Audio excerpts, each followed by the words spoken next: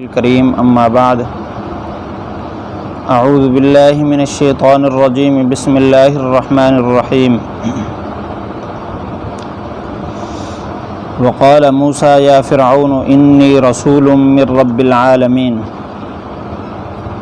حقیق علی الا اقول علی اللہ الا الحق قد جئتکم ببینۃ من ربکم فارسل معی بنی اسرائیل۔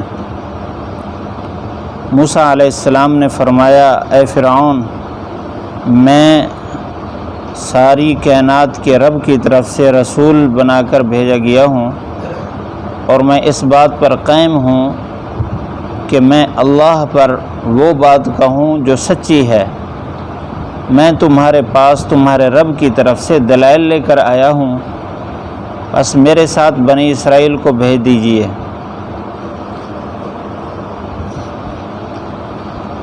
پچھلی آیت میں اللہ تعالیٰ نے حضرت موسیٰ علیہ السلام کی بعثت کا تذکرہ فرمایا، اور آگے جو قوم فرعون تھی ان کا جو موسیٰ علیہ السلام کے ساتھ معاملہ تھا، اللہ تعالیٰ نے اس کو اجمالی طور پر بیان فرمایا۔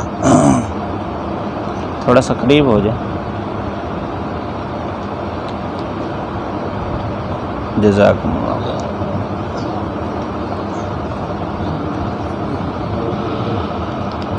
موسیٰ علیہ السلام نے آگے پھر اللہ تعالیٰ نے موسیٰ علیہ السلام کا تفصیل سے واقعہ بیان فرمایا۔ حضرت موسیٰ علیہ السلام کو اللہ تعالیٰ نے قبطیوں کی طرف اور بنی اسرائیل کی طرف نبی بنا کر بھیجا۔ یہ کل کے درس میں اس کی تفصیل عرض کی جا چکی کہ مصر کی بادشاہت قبطیوں کے پاس تھی، اور مصر کے بادشاہ کو فرعون کہتے تھے۔ جس فرعون کی طرف موسیٰ علیہ السلام کو نبی بنا کر بھیجا گیا تو اس کا نام ولید بن مصعب تھا۔ موسیٰ علیہ السلام بچپن بھی یہاں گزار گئے، اور 30 سال سے 40 سال کا جو درمیانی وقفہ ہے 10 سال کا، مدین چلے گئے تھے شعیب علیہ السلام کے پاس۔ 10 سال وہاں رہے، شعیب علیہ السلام کی صاحبزادی کے ساتھ نکاح ہوا، اور 10 سال بکریاں چرائیں، یہ مہر میں چرائیں۔ جب 40 سال مکمل ہو گئے، ہر نبی کو عموماً 40 سال کی عمر میں نبوت ملی ہے، جس طرح حضور صلی اللہ علیہ وسلم کو 40 سال کی عمر میں آپ کو مبعوث کیا گیا، سب سے پہلے وہی اتری۔ موسیٰ علیہ السلام جب مدین سے پھر مصر کی طرف آئے تو راستے میں اللہ تعالیٰ نے ان کو طور پہاڑ پر بلایا اور ہم کلامی کا شرف نصیب فرمایا۔ پھر موسیٰ علیہ السلام اپنے بھائی ہارون علیہ السلام کو ساتھ لے کر فرعون کے پاس گئے۔ وہاں جا کر سب سے پہلے جو بات ہوئی ہے وہ اس کا یہاں تذکرہ ہے۔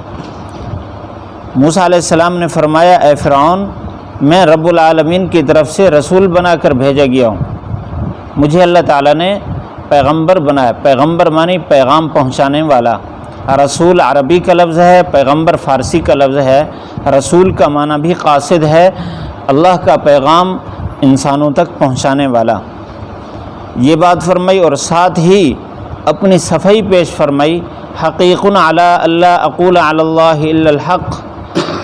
حقیق یہ حق سے ہے، حق کا معنی ثابت اور قائم رہنا، تو حقیق ان کا معنی قائم رہنا ہے یہاں، کہ میں اس بات پر قائم ہوں کہ میں صرف اللہ پر صرف سچی بات کہوں گا، جھوٹی بات نہیں کہوں گا۔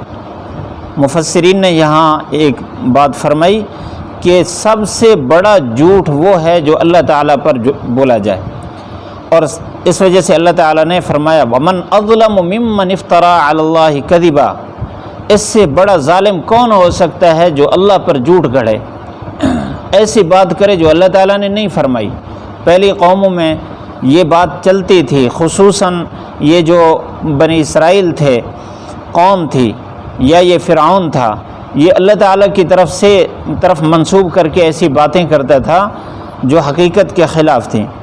موسیٰ علیہ السلام نے یہاں یہ بات فرمائی کہ میں اس بات پر قائم رہوں گا کہ میں اللہ کے بارے میں سچی بات کہوں، کیونکہ رسول تو ویسے ہی اللہ تعالیٰ ابتدائی سے ان کو معصوم پیدا فرماتے ہیں، ان کی نظر پاک ہوتی ہے، ان کی زبان پاک ہوتی ہے، ان کی زندگی کا ہر لمحہ پاک ہوتا ہے، تو اللہ تعالیٰ نے ان کو یہ بھی فرمایا کہ آپ ان کے سامنے یہ جو معاشرے کا طور طریقہ ہے اس سے الگ تھلگ اپنی صفائی بیان کریں۔ فرمایا میں اس بات پر ثابت ہوں کہ میں اللہ پر سچی بات کروں۔ اچھا، دوسرے نمبر پر جو سب سے بڑا جھوٹ ہے وہ حضور صلی اللہ علیہ وسلم کے ساتھ منسوب کر کے جو بولا جائے۔ آپ صلی اللہ علیہ وسلم نے فرمایا من کذب علی متعمدا فلیتبوأ مقعدہ من النار، جو میری طرف کسی جھوٹ کو میری طرف منسوب کر کے بات کرے تو وہ اپنا ٹھکانہ جہنم میں بنا لے۔ ہمارے معاشرے میں اس بات پر توجہ کم ہے، آدمی کہہ دیتے ہیں کہ حدیث شریف میں اس طرح آیا ہے، حالانکہ حدیث میں اس طرح نہیں آیا ہوتا۔ حدیث کہتے ہیں حضور صلی اللہ علیہ وسلم کا قول فعل، صحابہ کا قول فعل، اور بعض محدثین کہاں تابعین کا قول فعل اور تقریر، یہ تینوں چیزیں یہ حدیث کہلاتی ہیں۔ کسی بعد والے کسی عالم کا، کسی بزرگ کا، اللہ کے ولی کا کوئی قول، ان کی کوئی نصیحت، اس کو آپ صلی اللہ علیہ وسلم کی طرف منسوب کر دینا یہ جھوٹ ہے۔ ایسا کرنے والے کے بارے میں بڑی وعید آئی ہے۔ تو فرمایا کہ میں اللہ پر سچی بات کروں۔ قد جئتکم ببینۃ من ربکم، میں تمہارے پاس تمہارے رب کی طرف سے بینہ لے کر آیا ہوں۔ وہ بینہ کیا تھے؟ وہ معجزات تھے۔ معجزہ کہتے ہیں اس کام کو جو انسانی فطرتی تقاضوں کے مخالف ہو، یعنی انسانی فطرتی طاقت کے خلاف ہو، اس لیے معجزہ کہتے ہیں۔ معجزہ عجز سے ہے، عجز کا معنی عام انسان اس کے کرنے سے عاجز ہو، وہ صرف نبی کے ہاتھ پر ظاہر ہو سکتا ہے بس۔ شاہ ولی اللہ محدث دہلوی رحمۃ اللہ علیہ نے یہ بات فرمائی کہ عادت کے خلاف اگر کوئی کام ظاہر ہو کسی نبی سے تو وہ ہے معجزہ، اور کسی ولی سے ظاہر ہو تو وہ کرامت ہے۔ اور یاد رکھیں، ساتھ ہی یہ فرمایا یاد رکھیں کہ نبی کے ہاتھ پر کوئی چیز ظاہر ہو یا کسی ولی کے ہاتھ پر ظاہر ہو، یہ ان کے اپنے اختیار میں نہیں، یہ اللہ تعالیٰ کے اختیار میں۔ اللہ جب چاہتا ہے کسی نبی کے ہاتھ سے کوئی معجزہ ظاہر فرما دیتا ہے، کسی ولی کے ہاتھ پر اللہ تعالیٰ کرامت ظاہر فرماتا ہے۔ نبی کے ہاتھ پر معجزہ کیوں ظاہر ہوتا ہے؟ وہ اس نبی کی نبوت کی دلیل ہوتی ہے۔ اس وجہ سے حدیث میں آپ صلی اللہ علیہ وسلم کے معجزات پر دلائل النبوت کا عنوان کہ نبوت کے دلائل۔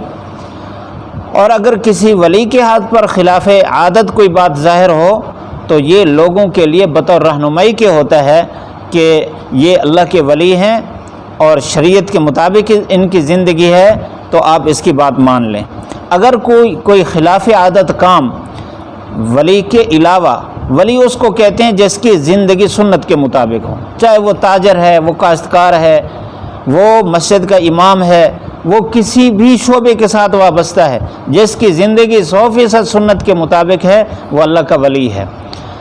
اب اس کے ہاتھ پر جو چیز ظاہر ہوگی وہ تو ہی کرامت۔ اگر کوئی ایسا آدمی ہے جو شریعت کے خلاف چل رہا ہے، سنت کے خلاف اس کی زندگی ہے، اس کے ہاتھ سے کوئی چیز ظاہر ہو تو وہ کرامت نہیں ہے، بلکہ وہ اللہ تعالیٰ کی طرف سے ایک چھوٹ ہے۔ اس کو سحر بھی کہہ سکتے ہیں اور اللہ تعالیٰ کی طرف سے اس کو چھوٹ بھی کہہ سکتے ہیں۔ اصل معیار خلاف عادت بات دیکھنا نہیں، اصل معیار سنت کے مطابق زندگی دیکھنا ہے۔ تو بہرحال اللہ کی طرف سے اولیاء کے لیے بھی یہ نشانیاں ظاہر ہوتی ہیں تاکہ لوگ ان سے نفع اٹھائیں۔ تو یہاں موسیٰ علیہ السلام نے یہ بات فرمائی کہ میں تمہارے پاس تمہارے رب کی طرف سے دلیل لے کر آیا ہوں۔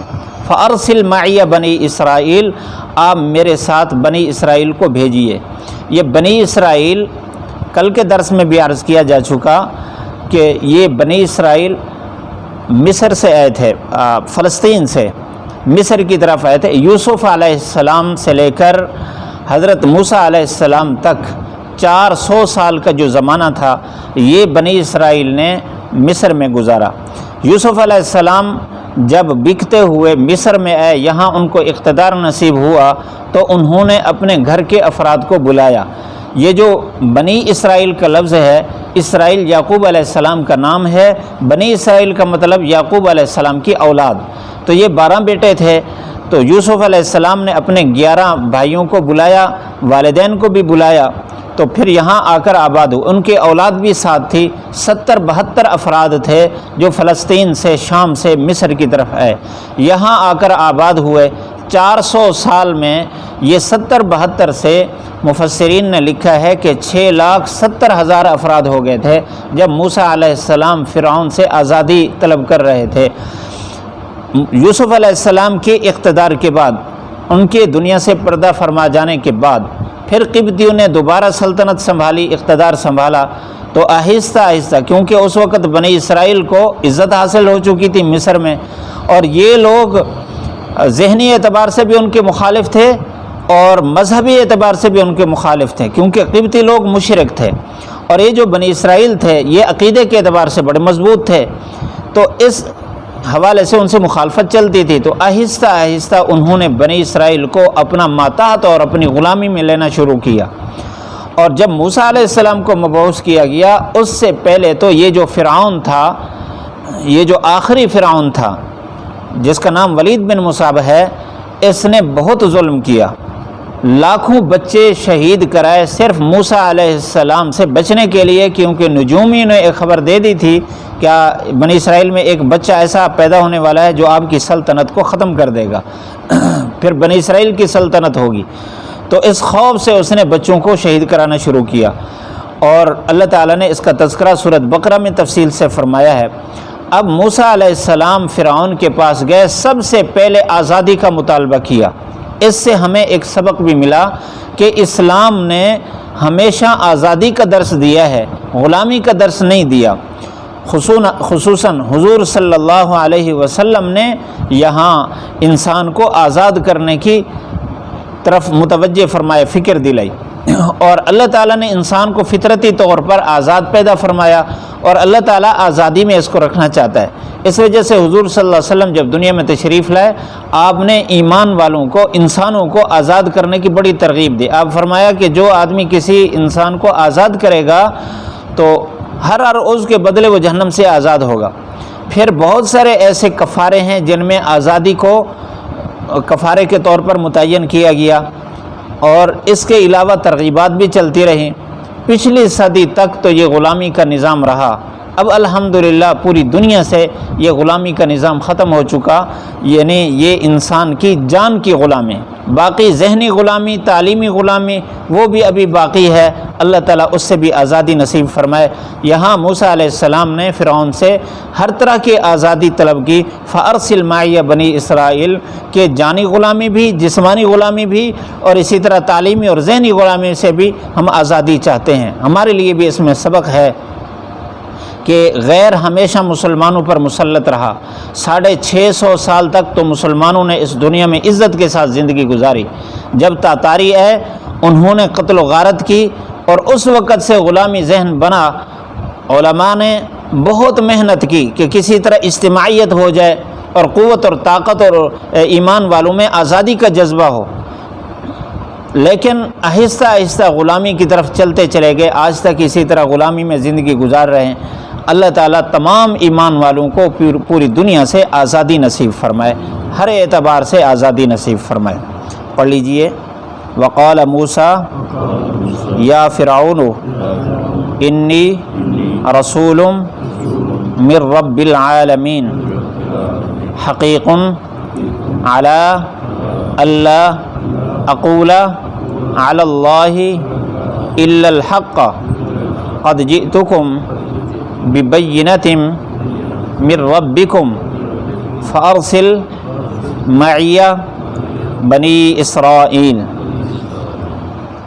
وقال موسیٰ، موسیٰ علیہ السلام نے فرمایا، یا فرعون، اے فرعون، انی رسول من رب العالمین، بے شک میں رسول بنا کر بھیجا گیا ہوں رب العالمین کی طرف سے. حقیق، میں اس بات پر قائم ہوں، علی اللہ اقولا، کہ میں کہوں اللہ تعالیٰ پر، نہ کہوں اللہ تعالیٰ پر، الا الحق، مگر سچی بات. قد جئتکم، تحقیق لایا ہوں میں تمہارے پاس، ببینۃ، معجزہ، من ربکم، تمہارے رب کی طرف سے. فارسل، پس بھیج دیجئے، معیہ، میرے ساتھ، بنی اسرائیل کو. ایک ضروری مسئلہ آج سے متعلقہ، آج سے ایام تشریق شروع ہو گئے. فجر کی نماز سے لے کر 13 کی عصر کی نماز تک ہر فرض نماز کے بعد ایک دفعہ تکبیرات تشریق کہنا واجب ہے، تو انشاءاللہ وہ بھی کہتے رہیں گے۔ اور ایک دوسری بات کہ عرفہ کا دن، 9 ذی الحجہ کو عرفہ کا دن کہتے ہیں۔ حج تو الحمدللہ کل ہو گیا وہاں، اور ابھی لوگ مزدلفہ میں ہوں گے، پھر انشاءاللہ آج کنکریاں ماریں گے، قربانی کریں گے۔ تو وہاں جو حج ہوتا ہے، عرفہ ہوتا ہے، وہ تو اصل ہے۔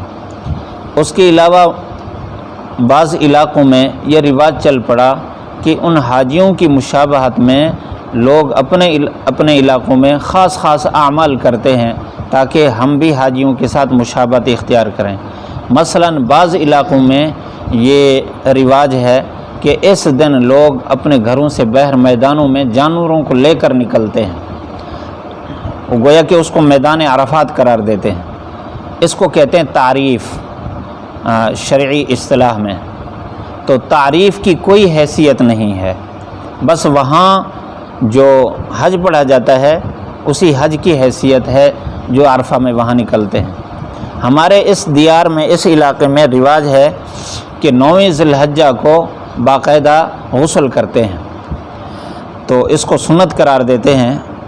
ایک ساتھی مجھے 2-4 دن پہلے کہہ رہا تھا کہ یہ بات مشہور ہے کہ انسانی جسم میں ایک بال ہے، سارا سال وہ تر نہیں ہوتا، حج کے دن جب اس کو انسان غسل کرے تو پھر تر ہوتا ہے۔ تو اس وجہ سے جو دیہات میں یا زیادہ پڑھے لکھے نہیں ہیں وہ اس کو ضروری سمجھتے ہیں کہ آج اگر نہ نہائے تو وہ خشک رہ گیا تو پھر سارا سال خشک ہی رہے گا۔ اس کی کوئی حیثیت نہیں ہے۔ اگر ایک بال بھی خشک رہ جائے تو غسل ہوتا ہی نہیں ہے۔ اگر سارا سال وہ بال خشک رہا تو اس کا مطلب ہے سارا سال بے غسلے رہے، تو اس کی کوئی حیثیت نہیں ہے۔ یہ حج والے دن غسل کرنا سنت ہے، لیکن حاجیوں کے لیے، باقیوں کے لیے نہیں۔ اللہ تعالیٰ سب کو حج نصیب فرمائے، وہیں جا کر حج پر غسل کے ساتھ پھر عرفات کے میدان میں ہم وہاں وقوف کریں، اللہ تعالیٰ اس کی توفیق دے۔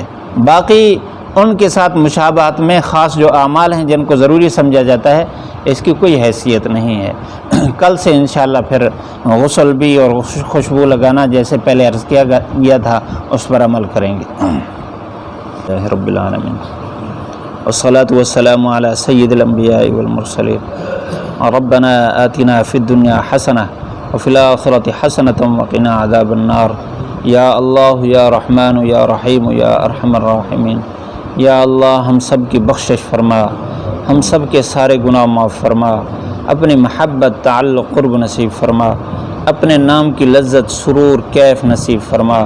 یا اللہ ہمارے دلوں کو اپنی محبت سے پر فرما، ہر لمحہ اپنی یاد نصیب فرما، اپنی پکڑ سے، آفت سے، مصیبت سے بچا۔ یا اللہ ہر قسم کے شرور سے محفوظ فرما۔ یا اللہ رزق حلال میں وسعت عطا فرما، حرام سے ہم سب کی حفاظت فرما، ہر قسم کی بیماریوں سے محفوظ فرما، صحت تندرستی نصیب فرما، امن نصیب فرما، فسادات سے ہماری حفاظت فرما۔ یا اللہ ہم سب کو خاتمہ ایمان پر نصیب فرما۔ ربنا آتنا فی الدنیا حسنہ وفی الآخرۃ حسنۃ وقنا عذاب النار۔ وصلی اللہ تعالی علی خیر خلقہ محمد وآلہ وصحبہ اجمعین۔